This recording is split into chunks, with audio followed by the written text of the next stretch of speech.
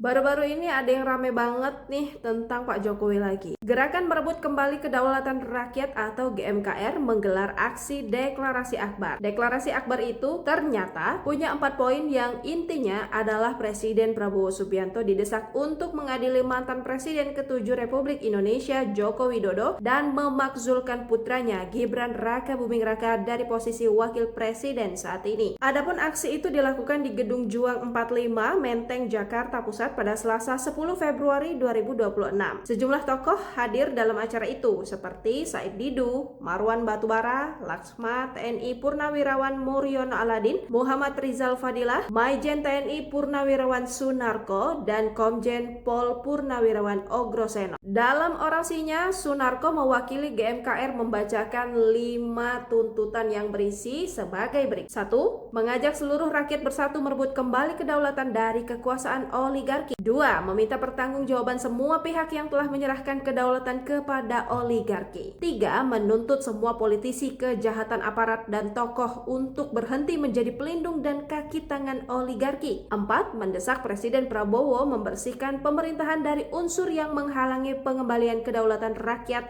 dari penguasaan oligarki. 5. Teknis dari 4 poin tadi khusus terhadap perwujudan hukum dan politik agar dilakukan melalui adili Joko Widodo, memakzulkan Gibran, dan reformasi kepolisian.